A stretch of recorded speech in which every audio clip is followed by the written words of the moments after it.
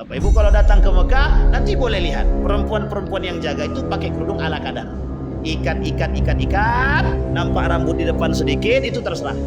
Ada perempuan yang bertato, ada perempuan yang mohon maaf terbuka, biasa saja. Artinya apa? Kebebasan itu mulai diterapkan di sana.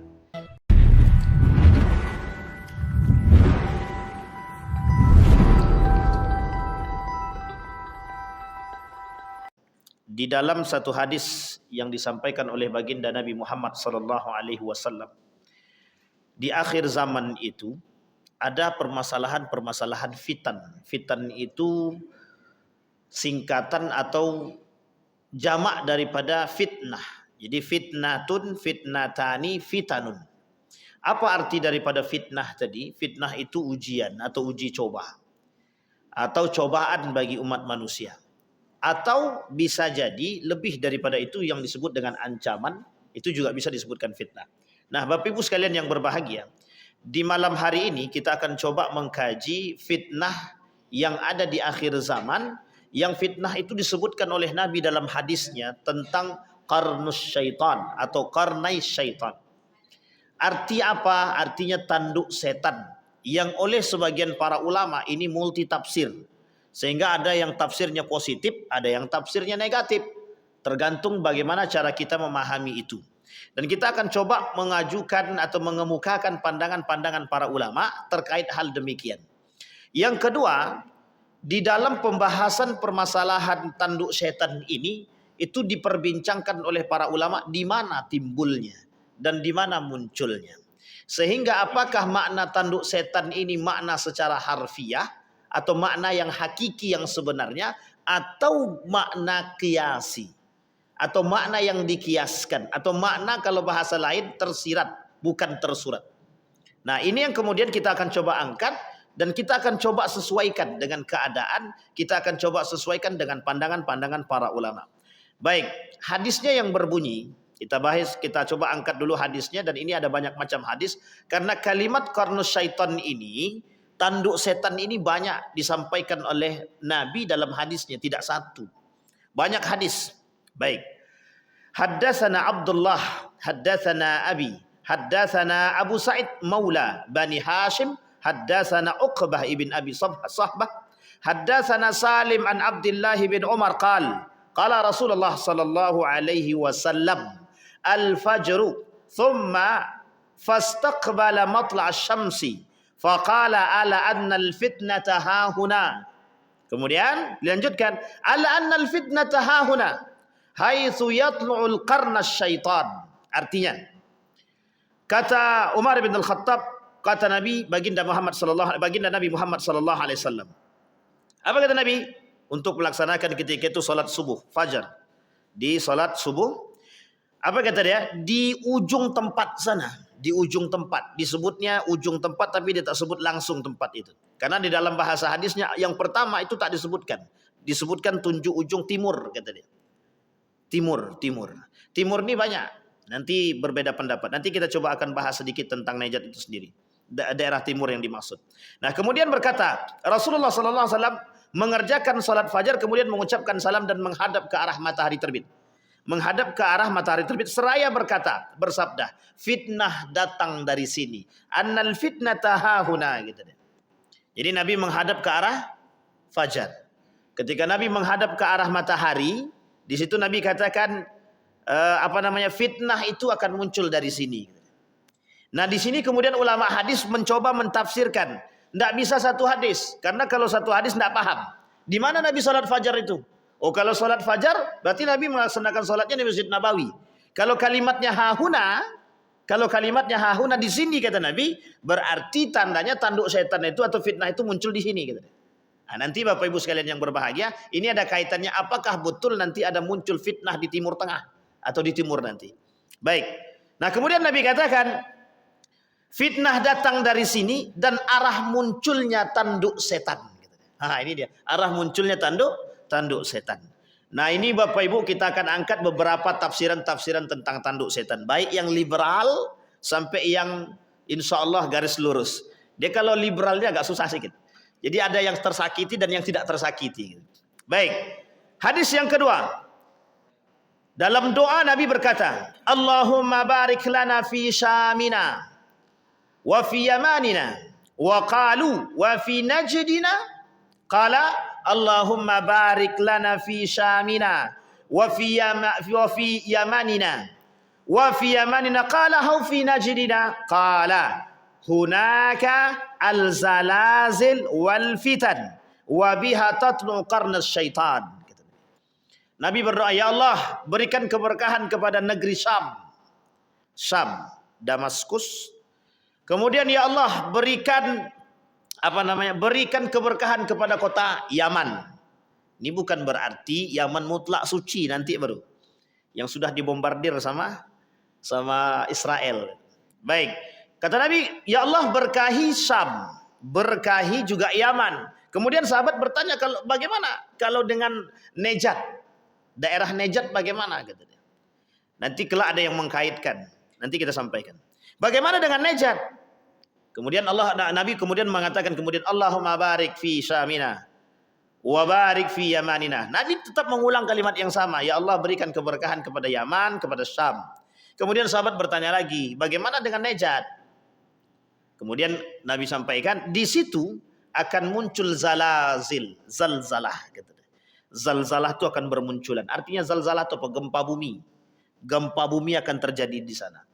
Nah, gempa bumi ini apakah betulan gempa bumi atau yang lain? Nah, ini yang kemudian oleh para ulama juga ditafsirkan. Nah, kemudian Nabi lanjutkan wabiha tatlu qarnas syaitan. Kelak di situ akan muncul tanduk setan. Nah, di sini kita bahas dulu satu-satu. Yang kita bahas pertama adalah apa yang dimaksudkan oleh Nabi Damaskus atau Syam tersebut. Allahumma barik lana fi Syamina. Nabi berdoa untuk kota Syam. Apa doa Nabi untuk kota Syam? Ya Allah, berikan keberkahan untuk kota negara Damaskus. Kalau hari ini namanya dulu Syam, masih dalam lingkaran itu. Yang kedua, ya Allah, berikan keberkahan bagi kota Yaman. Nah, maksudnya apa? Ada maksud? Ada, mesti ada maksud, tak mungkin tanpa sebab. Karena Nabi mengatakan dari kota ini, dari dua kota ini, itu tingkat keimanan para makhluk, bukan makhluk, manusia, orang-orang yang beriman di situ tinggi. Yaman hari ini terbukti sebagai satu kota yang hari ini dianggap sebagai kota para habaib. Kotanya para cucu Nabi. Itu kata mereka. Tapi betulkah demikian? Wallahu alam bisawab. Kita tak katakan, kita tak bahas itu. Tapi hari ini kota Yaman dianggap sebagai kota yang baik, kota yang damai, kota yang paling banyak penghuninya para habaib. Artinya cucu-cucu Nabi. Artinya dianggap penuh keberkahan. Bisa jadi keberadaan para cucu-cucu Nabi di sana dan munculnya sekolah-sekolah ternama yang condong mengajak mereka kepada keimanan kepada Allah. Bisa jadi itu kota yang disebut dengan keberkahan. Yang kedua, Damaskus sama. Kota Damaskus dulu tuh kota yang sangat terkenal, yang sangat-sangat baik dalam sejarah. Bermunculan para pemuka-pemuka tokoh agama dan bermunculan para alim saleh di kota Damaskus waktu itu Syam. Meskipun waktu itu ada Muawiyah di situ. Meskipun ketika itu di situ juga ada Yazid bin Muawiyah. Sampai di sini paham ya Bapak Ibu? Baik, itu yang pertama yang harus kita bahas. Yang kedua kita bahas dulu Najd. Bapak Ibu tahu maksud Najd? Najd itu salah satu daerah ataupun kota yang kelak akhirnya akan disematkan kepada seorang alim, seorang ulama yang disebut sebagai Muhammad ibn Abdul Wahhab, yang kelak dituduh sebagai Wahabi. Sampai di sini paham ibu-ibu, Bapak Ibu? Pertanyaannya, betulkah yang dikatakan oleh mereka bahwa Najd itu tempat munculnya qarnas syaitan? Satu. Yang kedua, apa yang dimaksud dengan qarnas syaitan yang kelak timbul di sana? Baik. Sekarang kita kaji dulu Najdnya dulu. Kita kaji Najdnya dulu. Najd itu Bapak Ibu pernah dengar perang Yamamah? Pernah Bapak Ibu dengar perang Yamamah? Itu perang siapa dengan siapa? Siapa Bapak Ibu?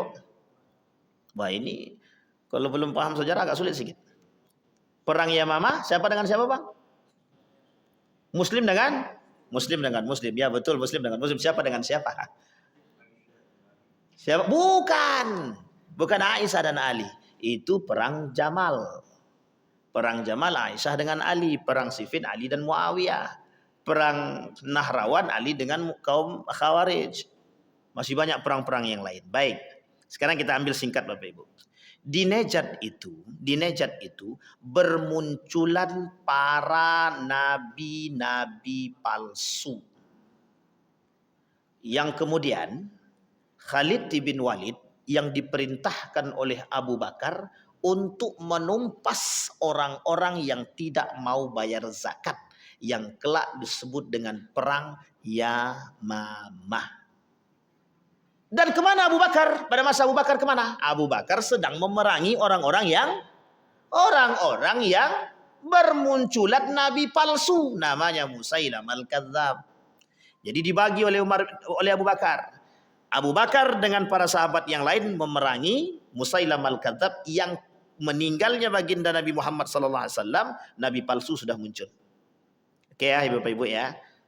Dan kemudian yang kedua, di sana juga terjadi perang antara Khalid bin Walid dengan orang-orang yang mohon maaf tidak mau membayar zakat. Begitu juga yang murtad. Yang keluar daripada Islam.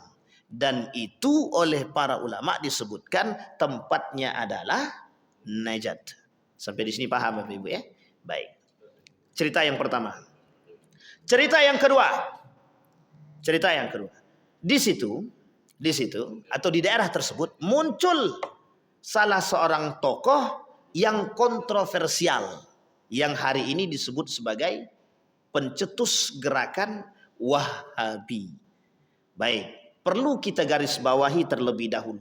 Betulkah beliau pencetus gerakan Wahabiyah? Ini yang kemudian sudah kita pernah bahas dalam pembahasan dahulu. Di sini kita bahas. Oke Bapak Ibu ya, sudah kita bahas dulu ya. Sejarah Wahabi, asal muncul Wahabi sudah kita bahas ya. Jadi kita tak perlu angkat kembali.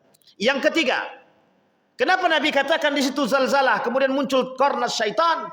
Karena dari situ kelak akan muncul manusia-manusia yang bersifat munafik. Sampai di sini paham Bapak Ibu? Baik. Pertanyaannya adalah, apakah di Yaman tidak ada manusia munafik? Apakah di Damaskus tidak ada manusia munafik? Ada. Terus mengapa kok di Najd dikatakan demikian? Artinya Nabi mengatakan di situ lebih banyak mudaratnya dan lebih banyak kaum munafiknya. Dan akan muncul dari sana gerakan-gerakan perusak. Nah, disinilah kemudian muncul berbagai macam persepsi. Siapa yang dikatakan pelaku-pelaku kemaksiatan, pelaku-pelaku kemungkaran, orang-orang munafik itu disebut apa? Ulama mengatakan itulah yang dimaksud dengan qarnus syaitan. Orang-orang yang bertanduk setan. Apa maksudnya? Kita bahas nanti makna daripada qarnus syaitan tadi. Baik, sampai di sini paham Bapak Ibu ya? Baik. Sekarang kita coba angkat terlebih dahulu. Apa makna qarnus syaitan itu? Yang pertama bermaknakan hakiki tanduk setan. Ada yang mengatakan begini. Nabi mengatakan jangan kalian sholat di antara dua.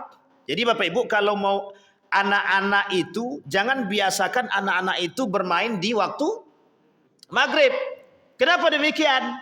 Di sini pernyataannya Bapak Ibu.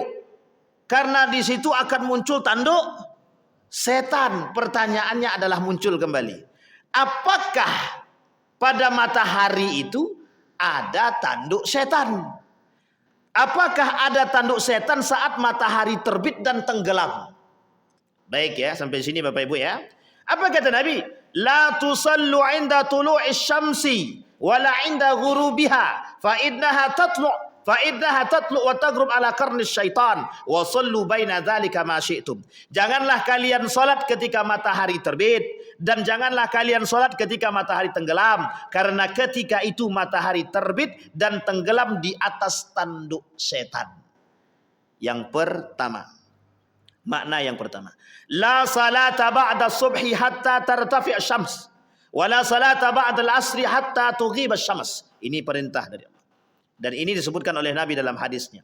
Tidak ada salat setelah salat subuh. Pemahamannya, tidak ada salat setelah salat subuh atau sampai matahari meninggi.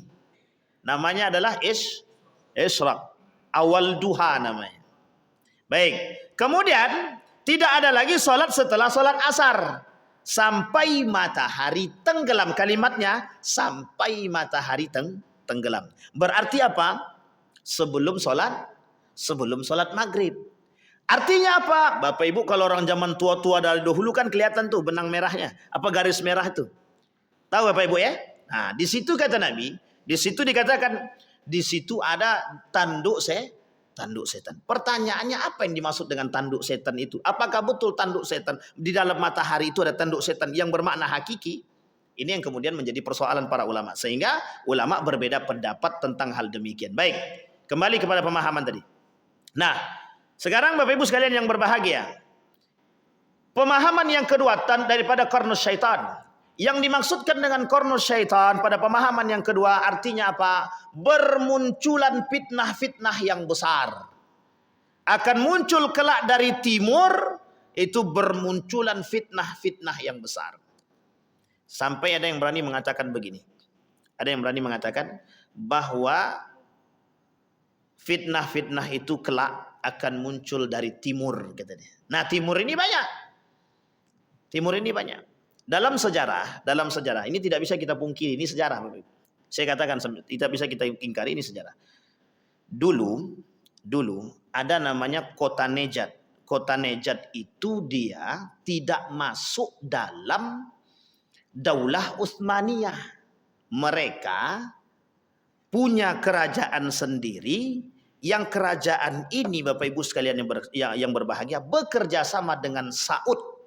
Yang Saud ini itu memegang daerah Hijaz, termasuk yang memiliki kota suci, 2 kota suci, Mekah dan Madinah.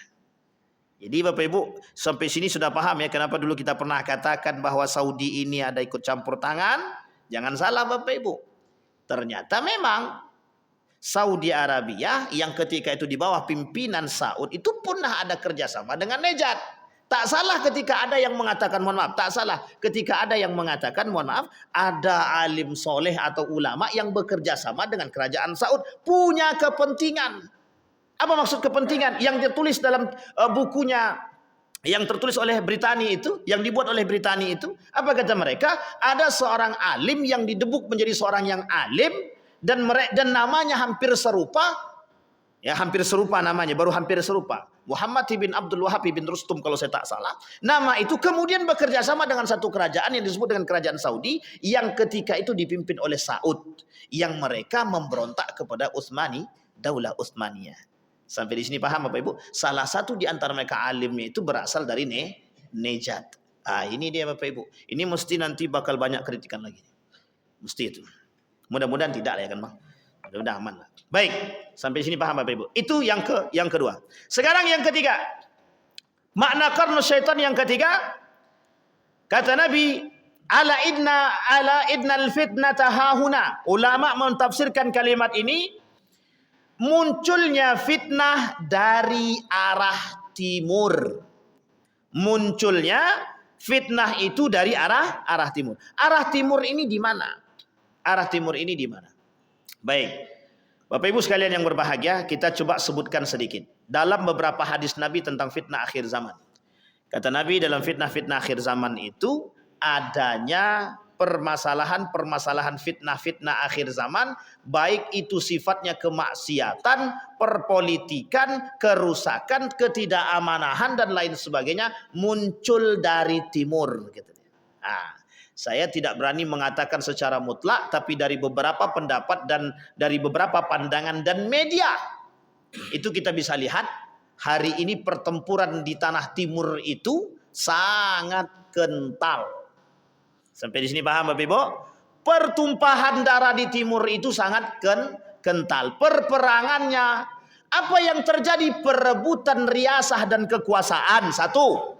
Yang kedua, permasalahan ekonomi. Makanya Bapak Ibu yang ingin saya sampaikan, Iran dengan Saudi itu sulit untuk bersatu. Karena sama-sama pemegang kekuasaan. Apa yang mereka pegang? Minyak.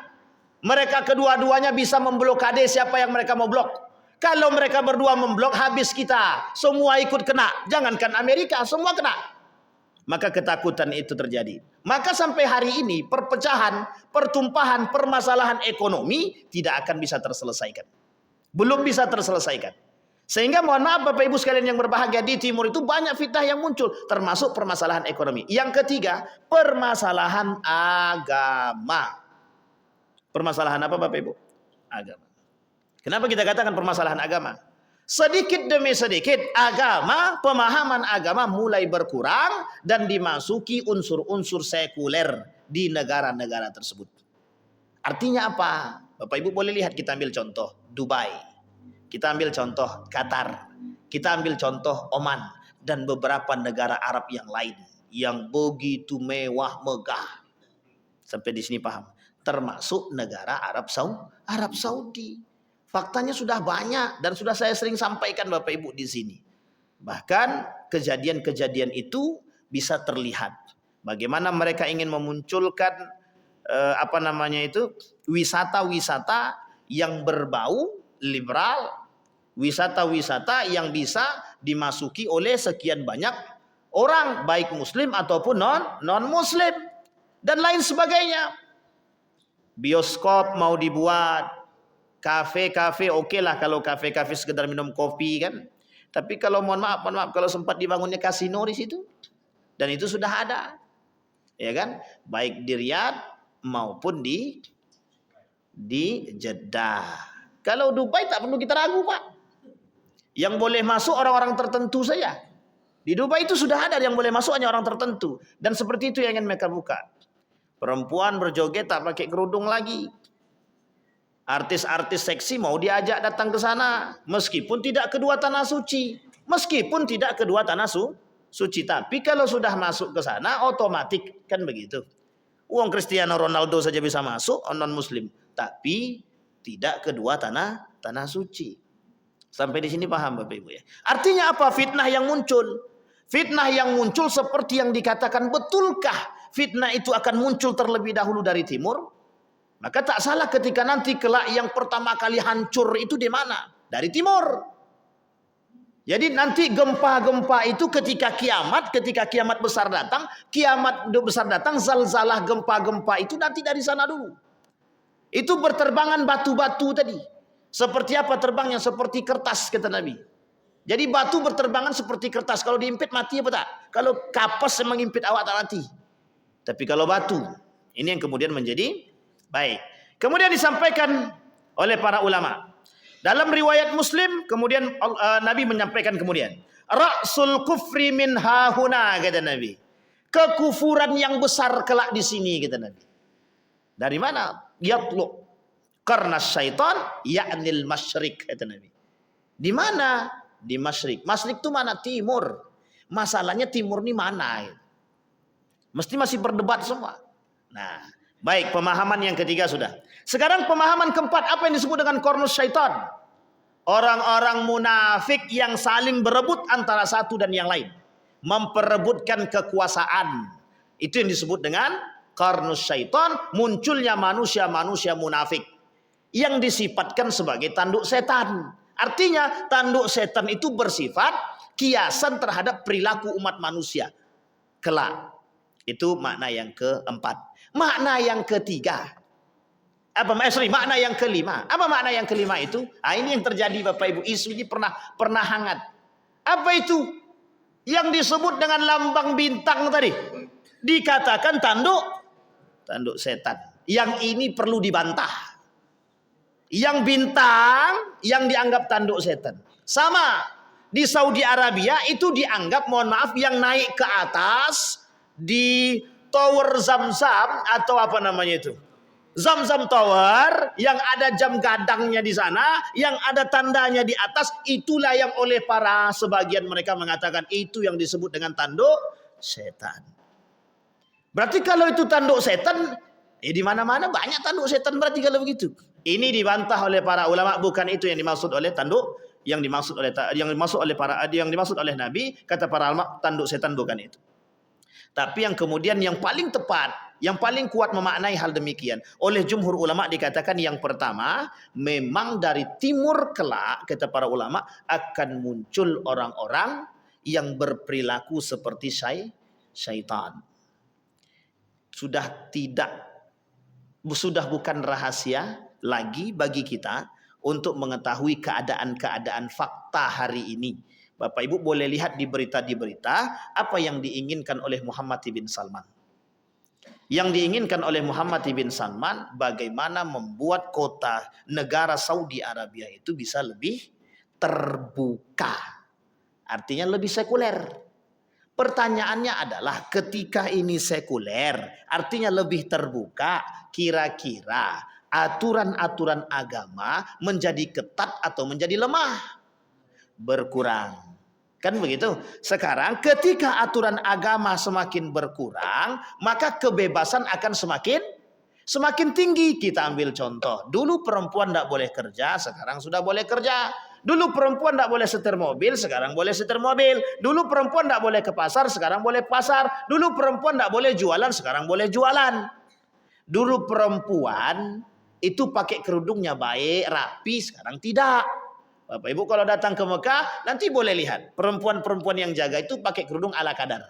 Ikat. Nampak rambut di depan sedikit, itu terserah. Ada perempuan yang bertato. Ada perempuan yang mohon maaf terbuka, biasa saja. Artinya apa? Kebebasan itu mulai diterapkan di sana. Nah, tidak salahkah kalau mereka mendapatkan hak mereka dalam kebebasan? Tak salah. Asal ada regulasi yang memberikan yang paling ketat, yang kuat. Artinya apa? Jangan melemahkan agama, jangan melemahkan nilai. Yang terjadi hari ini pelemahan terhadap nilai. Itu Timur Tengah, Pak. Artinya apa? Timur Tengah itu dikenal satu tempat yang sangat baik dan di situ kotanya baginda Nabi Muhammad SAW, Madinah dan Makkah. Andai kata ini menjadi percontohan dan kemudian sudah lemah, sudah memulai sekuler, sudah mulai liberal, kira-kira negara yang lain bagaimana? Itu yang kemudian menjadi sorotan. Maka Bapak Ibu sekalian yang berbahagia, ketika Israel berhasil menaklukkan, ketika Israel kelak berhasil menaklukkan Baitul Maqdis, maka bisa dipastikan Masjidil Haram dan Masjid Nabawi itu bisa ditaklukkan. Itu mudah ditakluk, mudah menaklukkannya. Sekarang saja mudah ditaklukkan sebenarnya. Tetapi umat Islam masih kuat. Umat Islam masih kuat. Itu yang ditakutkan Bapak Ibu sekalian berbahagia. Fitnah itulah yang kemudian para ulama ditakutkan. Yang kedua, kekufuran itu terjadi. Artinya apa? Dulu masanya jahiliyah.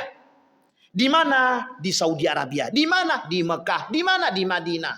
Di mana? Di Jeddah, di Riyadh dan lain sebagainya. Dulu masih banyak yang menyembah patung sekitar situ. Jahiliyah. Sekarang akan muncul fitnah-fitnah kemudian yang disebut dengan fitnah kekufuran.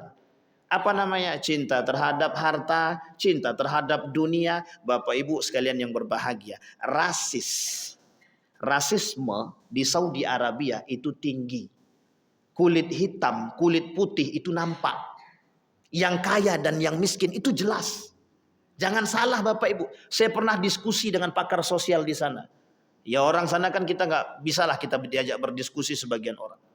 Para akademisi kita coba tanya, apakah masih ada rasisme di sini? Artinya apa? Ada perbedaan antara kulit putih dengan kulit hitam. Apa jawaban mereka? Masih.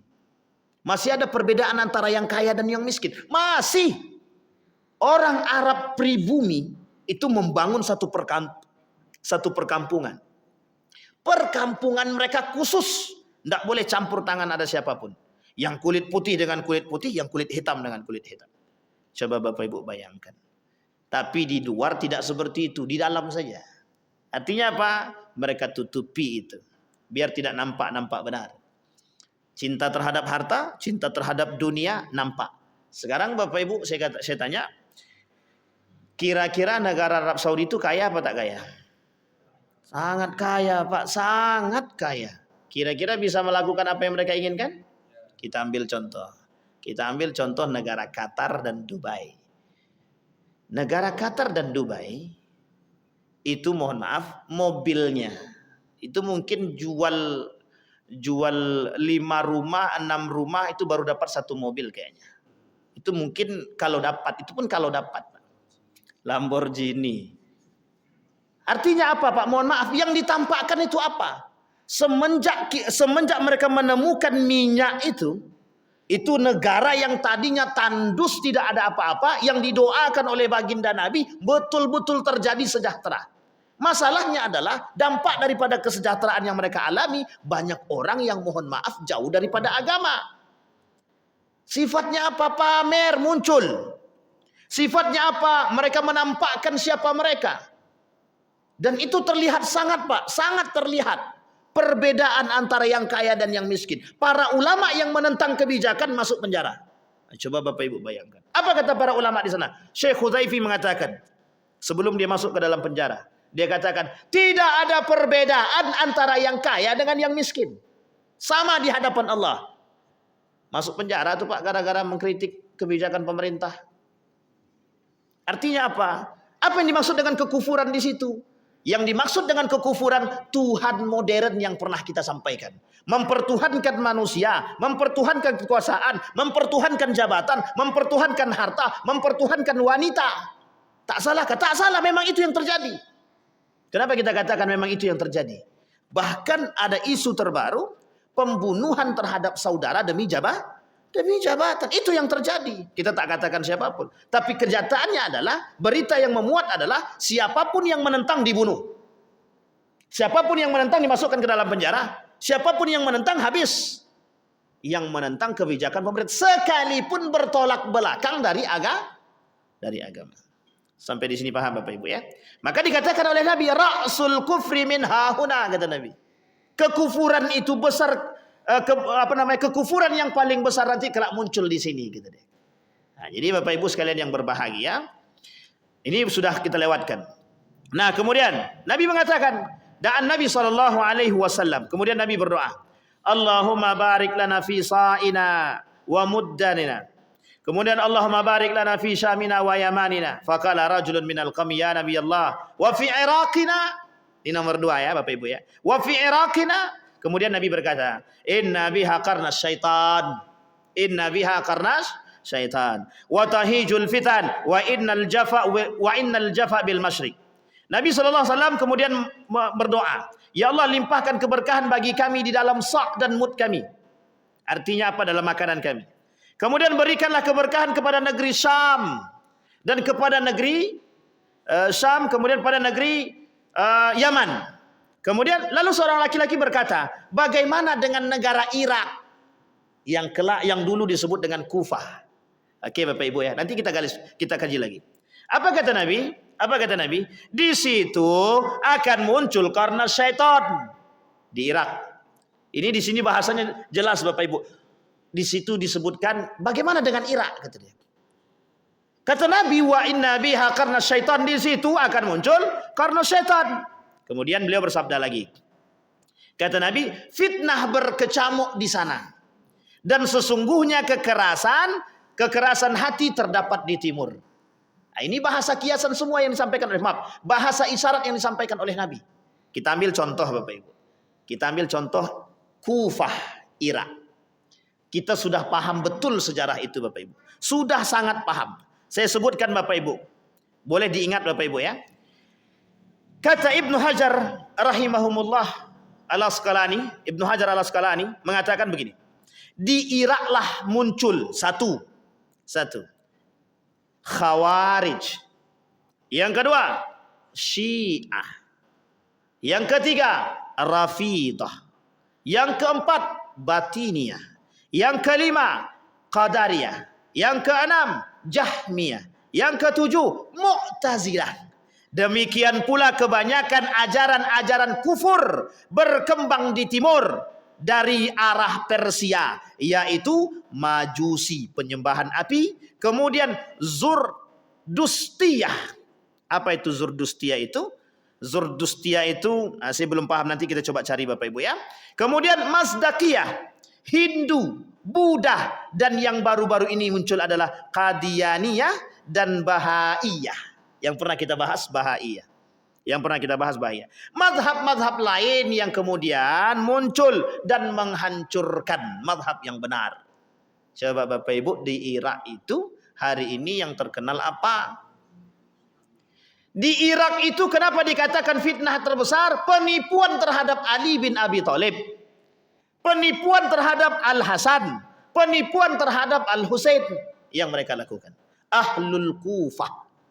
Nah, coba Bapak Ibu sekalian yang berbahagia. Jadi tak salah Bapak Ibu. Berarti gimana kalau Irak yang sekarang, Ustaz? Ini dia. Irak yang sekarang bagaimana? Nabi mengatakan bukan untuk saat ini. Nabi mengatakan dari dulu sampai kelak di hari kiamat. Kata Nabi kelak akan muncul tanduk setan. Berarti kalau pemahamannya tentang kekufuran, yang dimaksud dengan tanduk setan di sana adalah fitnah. Apa yang dimaksud Bapak Ibu? Fitnah. Apa fitnahnya? Fitnahnya berkecamuknya di sana ketidakjelasan, kebengisan, kekufuran, kemaksiatan dan lain sebagainya. Itu yang terjadi di sana, timur. Baik, sampai di sini paham Bapak Ibu sekalian yang berbahagia? Bisa dipahami Bapak Ibu? Nah, ini penjelasan yang paling penting bagi kita adalah ada sekian banyak pemahaman. Maka yang paling kuat oleh para ulama yang pertama tadi adalah pemahamannya bahwa qarnus syaitan tadi adalah fitnah. Fitnah. Bukan qarnus syaitan itu bukan disebut dengan tanduk setan beneran. Karena pemahamannya beda-beda. Nah, karena dengan berbeda pemahaman para ulama inilah kemudian oleh ulama-ulama yang lain mencoba mengkaji apa yang dimaksud dengan qarnus syaitan. Diterjemahkanlah dalam bahasa-bahasa yang lain yang disebutkan oleh Nabi sebagai salah satu bentuk fitnah terbesar. Apa kata Nabi? Kelak di akhir zaman itu akan muncul tanduk setan.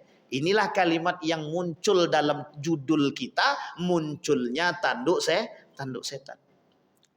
Sekarang sudah paham Bapak Ibu? Di mana munculnya? Timur. Apa maksud qarnus syaitan? Fitnah. Apa muncul tanduk setan? Apa maksud daripada qarnus syaitan? Maksudnya adalah munculnya kaum munafik. Kemudian apa lagi yang dimaksud dengan qarnus syaitan? Orang-orang yang tidak bersepaham dalam agama.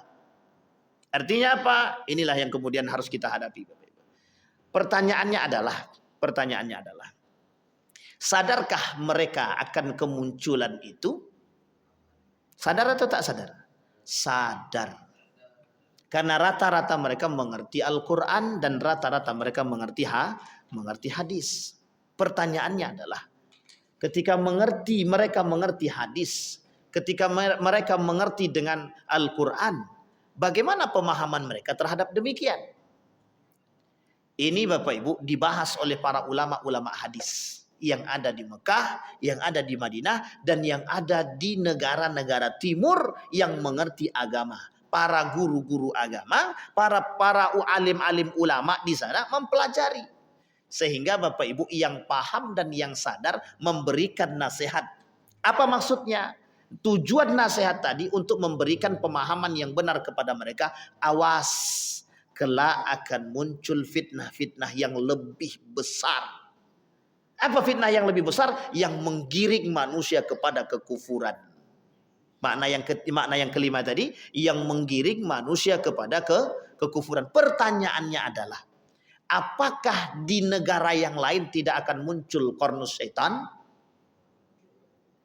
Kalaulah pemahaman qarnus syaitannya adalah fitnah, kalaulah pemahamannya adalah kekufuran, kalaulah pemahamannya kemaksiatan, kalaulah pemahamannya tentang kemunafikan, sangat mungkin pemahaman itu bisa muncul di mana-mana, termasuk di negara Republik Indonesia. Ini qarnus syaitan bukan tidak berbahaya. Berbahaya sangat. Kenapa? Karena yang diserang adalah nilai-nilai agama. Bahkan orang-orang seperti itu bisa berada di antara kita. Memang tidak secara spesifik Nabi katakan qarnus syaitan muncul di negara Republik Indonesia. Memang itu mungkin bahasa untuk mengkiaskan. Artinya apa? Negara yang saking kuat agamanya saja itu bisa muncul karena syaitan, apalagi yang tidak kuat agamanya. Sampai di sini paham Bapak Ibu? Dajjal itu kurang apa? Dajjal itu kurang apa cerdasnya? Kurang apa pintarnya? Wong yang alim saja bisa tertipu dengan Dajjal, apalagi yang tak alim. Sama. Di negara yang sangat-sangat tinggi keislamannya, itu bisa muncul karena syaitan, apalagi di negara yang Pertanyaannya adalah mengapa itu muncul di sana? Ada kaitannya Bapak Ibu. Karakter manusia yang kelak disebut sebagai hubbud dunia. Cinta terhadap dunia. Saya petik Bapak Ibu perkataan para ulama. Kata para ulama, penyebab munculnya karena syaitan itu bukan tanpa sebab. Nabi mengatakan hal demikian. Nabi sudah tahu Bapak Ibu. Kita tidak bisa mengatakan Nabi itu punya ilmu apa terserah. Artinya memang Nabi diberikan kelebihan oleh Allah. Itu Nabi. Ini yang harus kita pahami. Nabi diberikan oleh Allah kelebihan untuk mengetahui sesuatu yang akan terjadi. Dan tidak pernah perkataan Nabi itu tidak terbukti. Ingat itu Bapak Ibu. Nabi berkata tidak mungkin tidak terbukti. Pasti terbukti apa yang dikatakan oleh Nabi tadi. Hanya saja para ulama mencoba mentafsirkan makna kalimat-kalimat yang terkandung seperti korno syaitan yang tidak bisa ditafsirkan secara letterlek oleh para orang-orang yang tidak mengerti. Sehingga para ulama hadis mencoba mentafsirkan dan menjabarkan pemahaman yang muncul dari situ banyak sekali. Sampai di sini paham Bapak Ibu ya? Baik. Nah, sehingga Bapak Ibu sekalian yang berbahagia, ketakutan umat muslim harusnya terhadap munculnya canduk setan itu betul adanya dalam diri mereka. Sehingga apa? Kalau mereka sadar akan fitnah yang timbul ini, maka harusnya kita, mohon maaf, menjaga diri. Bagaimana kita menjaga diri daripada perbuatan-perbuatan fitnah-fitnah demikian? Memperkuat akidah. Yang kedua, memperkuat keimanan. Yang ketiga, harus cerdas. Karena orang-orang yang tertipu, mohon maaf, orang-orang yang tertipu, kelak fitnah-fitnah yang besar yang ada di timur bukan orang yang tidak mengerti. Bukan orang yang tidak pintar. Tapi terlanjur cinta terhadap dunia. Perekonomian mereka yang darinya tidak ada, mohon maaf, dari tandus yang tidak pernah dipandang sama sekali. Arab itu kurang apa Bapak Ibu? Kurang apa sengsaranya? Kurang apa negara Arab tuh? Hari ini orang tahu itu minyak. Dulu enggak tahu, Bu. Dulu orang enggak tahu Arab itu negara apa, suku Badui. Bahkan mohon maaf Bapak Ibu, Arab itu negara yang tidak punya masa depan. Bahasanya begitu. Tapi bayangkan setelah ditemukan minyak, mereka menjadi negara yang paling berkuasa. Amerika tunduk ketika Iran memblokade Selat Hormuz. Apa yang terjadi? Kalang kabut, krisis Amerika. Itu Amerika. Coba bayangkan, blokade Selat Hormuz, Pak. Cuman satu selat yang diblok, Pak. Kalau dua negara Saudi dan Iran memblok, bukan Amerika yang hancur, Pak. Semuanya ikut tenggelam. Kenapa? Minyak kebutuhan semua negara. Coba kalau diblok. Coba bayangkan Bapak Ibu. Jadi ketakutan. Artinya apa? Ketika menemukan minyak tadi, ketika mereka menemukan minyak, itulah Bapak Ibu perubahan terjadi. Sehingga betul kata Nabi, yang paling besar itu nampak. Sedikit mungkin mereka tak terasa. Sedikit mereka tak terasa, Pak. Tapi ternyata setelah besar pendapatan mereka, barulah mereka terasa. Artinya apa? Harta mampu membuat manusia hilang akal. Harta ternyata mampu membuat manusia hilang agama. Betul. Apa dikatakan oleh Nabi? Apa itu? Kekayaan itu justru bisa mengantarkan orang kepada kufur. Yang disebut dengan kufur apa? Mempertuhankan harta. Sampai-sampai Bapak Ibu, kalau Bapak Ibu datang ke negara-negara sana, Bapak Ibu akan lihat itu gedung mencakar langit. Gedungnya mencakar langit. Orangnya kaya-kaya. Mencari orang miskin aja susah. Mungkin tak ada kita cari orang miskin di situ. Mungkin bagus, sejahtera bagus. Kalau semakin mendekatkan mereka kepada Allah itu lebih baik. Tapi mohon maaf, ketika kemungkaran sudah mulai masuk, minuman-minuman sudah mulai ada, kemudian mohon maaf, tarian-tarian, seksi-seksi, orang dah tak pakai jilbab segala macam. Kira-kira itu kekufuran atau bukan? Kemaksiatan atau bukan? Kecintaan mereka terhadap dunia menjadi-jadi. Bahkan kalau dibandingkan dengan Indonesia ini, mohon maaf Bapak Ibu, tidak ada apa-apanya kita nih. Uang kita aja minjam ke Saudi kok.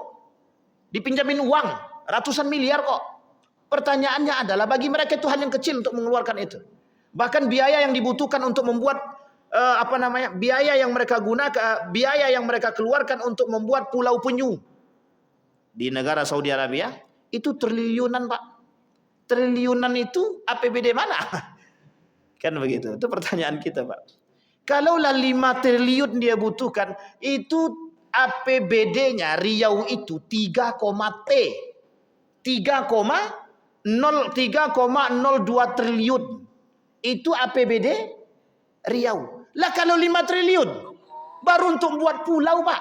Baru cuma untuk membuat pulau. Akhirnya apa? Tak salah yang dikatakan Nabi. Ketergiuran mereka terhadap dunia menjadikan mereka orang-orang yang, mohon maaf, lupa dengan asal usul mereka. Maka Bapak Ibu sekalian yang berbahagia, poin yang pertama sebelum kita tutup, tidak seutuhnya kita mengatakan bahwa Nejat itu negara yang penuh dengan kekufuran, juga tidak. Tidak juga kita bisa mengatakan bahwa Yaman itu adalah negara alim mulia, tidak juga. Artinya apa? Di Nejat juga ada orang yang saleh, meskipun tidak, mungkin perbandingannya tidak terlalu banyak. Tapi kemudian di Yaman juga tidak mungkin tidak ada yang tidak soleh, mesti ada yang tidak soleh juga. Begitu juga di Syam juga tidak mungkin semuanya soleh, pasti ada yang tidak soleh juga. Artinya apa? Artinya apa? Nabi hanya ingin mengatakan di daerah timur itu akan muncul, kata Nabi, akan muncul di daerah timur itu, termasuk Nejat, termasuk Irak, termasuk beberapa negara yang, mohon maaf, pernah terjadi perselisihan Muslim yang kemudian berkhianat kepada Islam. Mereka akan muncul di tempat-tempat tersebut fitnah-fitnah yang besar, yang fitnah-fitnah yang besar ini kelak akan menjadi mereka kufur kepada Allah.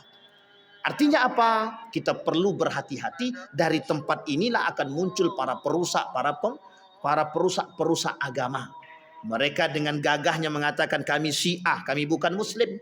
Mereka dengan gagahnya mengatakan kami Khawarij, kami Mu'tazilah, kami Qadariyah, kami Jahmiyah, dan lain sebagainya. Artinya apa? Semua itu aliran-aliran sesat, bukan aliran yang lurus. Pertanyaannya, aliran yang sesat itu ketika sampai ke kita, ada enggak pengikutnya? Banyak, bukan sedikit. Artinya kehati-hatian kita terhadap munculnya fitnah ini, itu wajib ada di dalam diri kita. Mudah-mudahan kita bisa selamat Bapak Ibu daripada fitnah-fitnah ini. Artinya yang disampaikan oleh Nabi tentang tanduk syaitan tadi sangat mungkin terjadi, karena perkataan Nabi tidak mungkin tidak terjadi, pasti terjadi. Hanya saja hari ini kita harus bisa menjaga diri kita. 3, 1, kuatkan akidah. Yang kedua, kuatkan iman. Yang ketiga, berilmu. Kalau kita tak berilmu, kita tertipu. Mudah-mudahan bermanfaat bagi kita semua. Mudah-mudahan ada baiknya bagi kita semua. Mudah-mudahan kita terjaga dari fitnah-fitnah yang timbul di akhir zaman. Mudah-mudahan semakin memperkuat akidah, keimanan kita, dan kelak kita menjadi orang-orang yang ulul albab. Amin ya rabbal. Fa'tabiru ya ulil absar la'allakum tuflihun. Assalamualaikum warahmatullahi wabarakatuh.